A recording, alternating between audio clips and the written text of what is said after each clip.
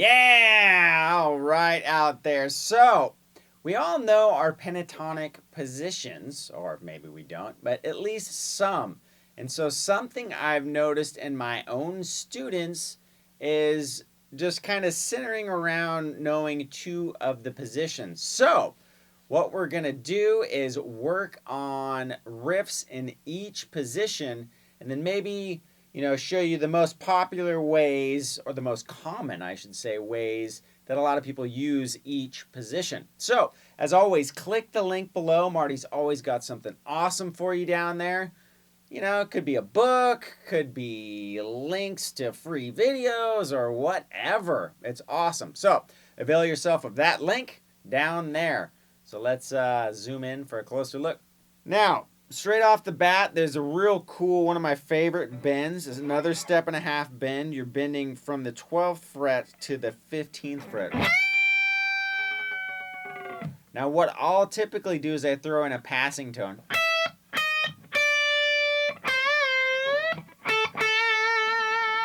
So from there, I just go 12, 11, 10. I'm going to cheat a little bit and throw in a passing tone. And then I'm going to bend this note up right here, which is the 13th fret. And then resolve to the A note again, which is the 10th fret. Now, one thing to keep in mind when you bend here, it's the same as bending the 8th fret of the E, right? This bend, the 8th fret of the B, is on the 12th fret of the G. So learn those bends on other strings and other parts of the neck,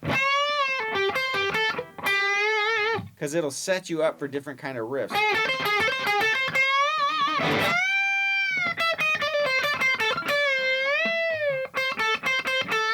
Now right there, I bent up a whole step and then I went up 2 steps.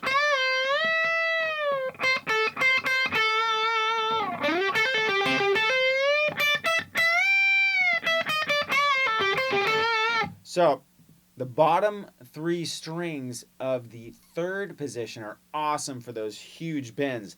Now, another really common use of this position is the top 3 strings.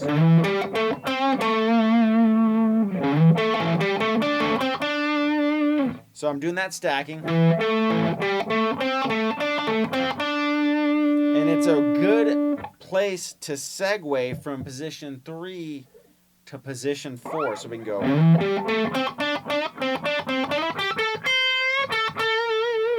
And get into the position 4 riffs, which is, just about as popular as, so if you had all the positions, if I had to say position 1, 2, and 4 are the most common. So 3 is a great place to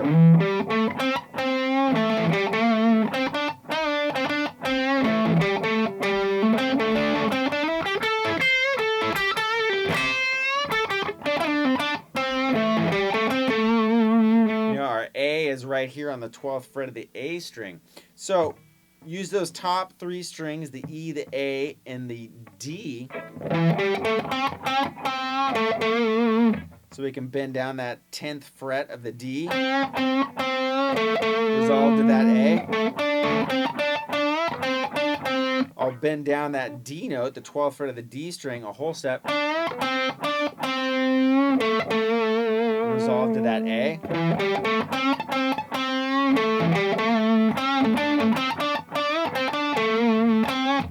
You can also slide into position 4. So we got D's a good sliding string.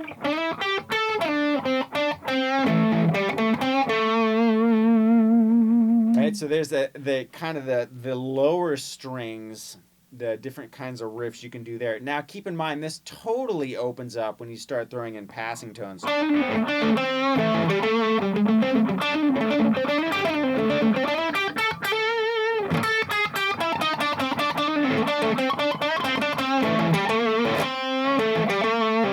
Right, and start throwing in all that other kind of stuff right there. But right now we're sticking strictly to just minor pentatonic. Now, position 4.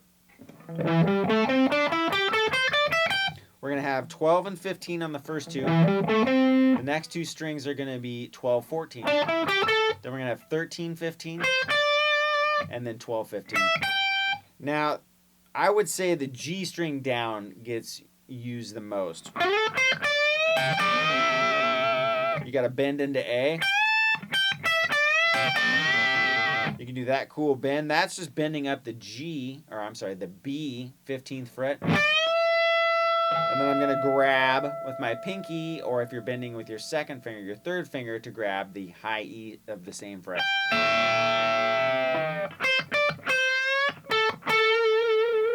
So I'll bend this note all the time with that quarter note. We got an A right there. So we got an A here, and then a bending up to the A.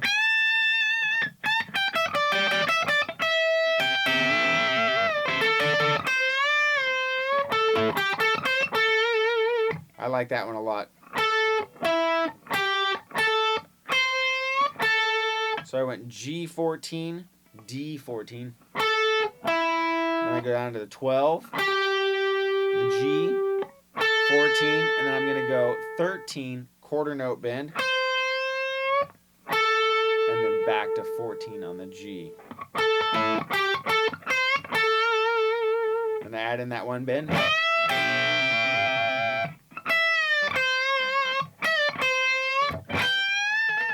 So what I did there is I bent up, release, that's 15, B, do our quarter note bend, and then 15, E. Or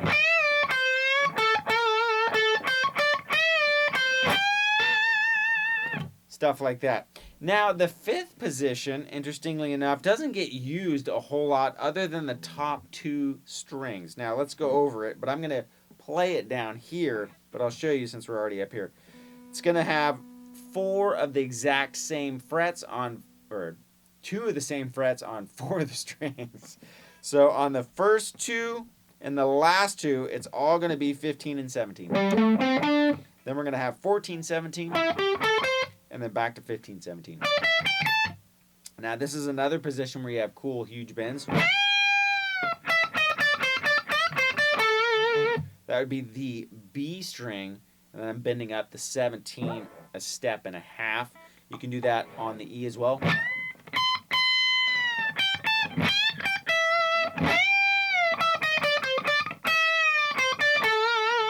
Right, so you can do those huge bends. You can bend that kind of stuff on the middle part. But let's go down here. This is really where a lot of that ZZ Top kind of stuff comes in.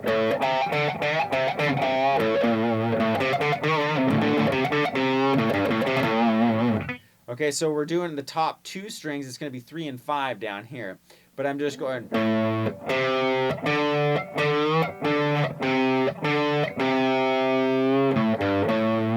Again.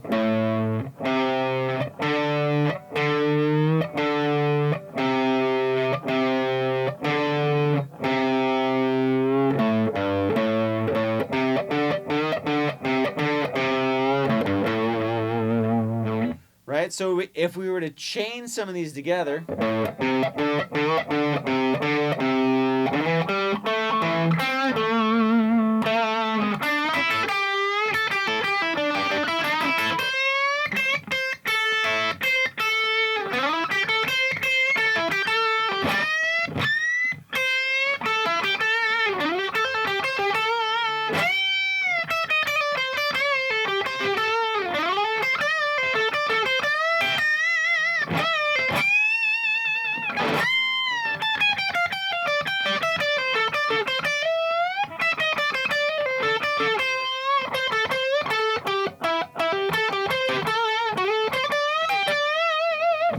right? And so that's how you would kind of chain the stuff together. You can go all the positions and do those typical runs.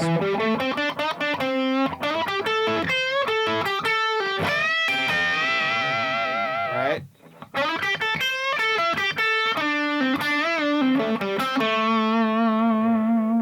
And do all that kind of stuff. Now, later on in the game, when you start adding the passing tones,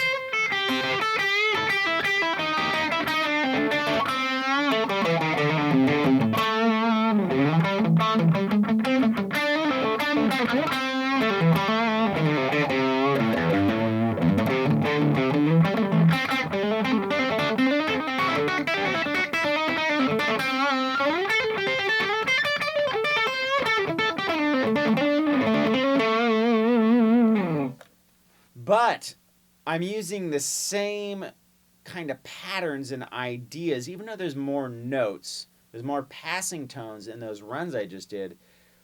I'm using the same basic ideas, the same spots that I would have.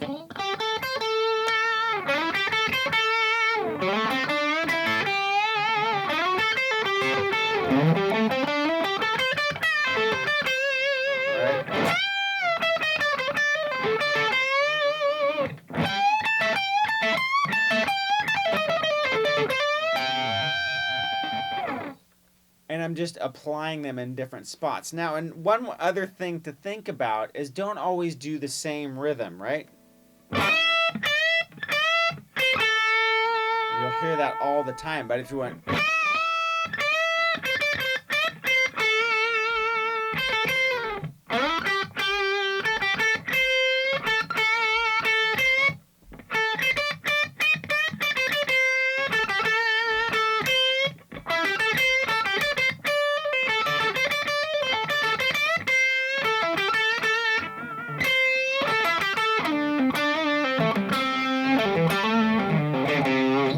and you mix up the timing so it doesn't sound like one long run with no difference in the time, right?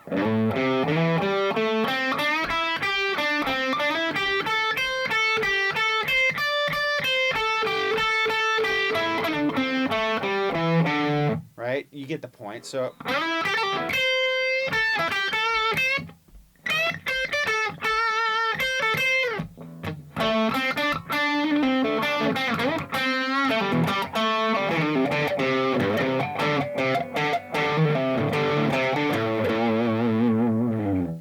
and just keep it, mellow. But mess with all those things again. Check the different spots. Memorize every one of those positions. It's invaluable to learn all those pentatonic positions. You'll see them all over the place. You'll start to hear that kind of stuff, that kind of phrasing, whether it's blues or rock guitar playing, all over. Keep it simple. I tried to keep everything really simple, really basic, down to just bare bones riffs, because that is the foundation of everything. You can always learn to shred and do all that fast, all that stuff later. Just get a nice foundation and then work from there. Take a simple thing, move it up here, to different spots on the neck.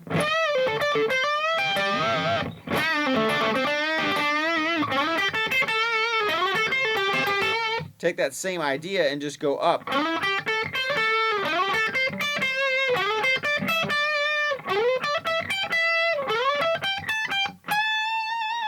So take the exact same pattern and just go through all the different shapes. Just try a bunch of stuff and see where it takes you. All right, that should be enough food for thought. Now get to practicing.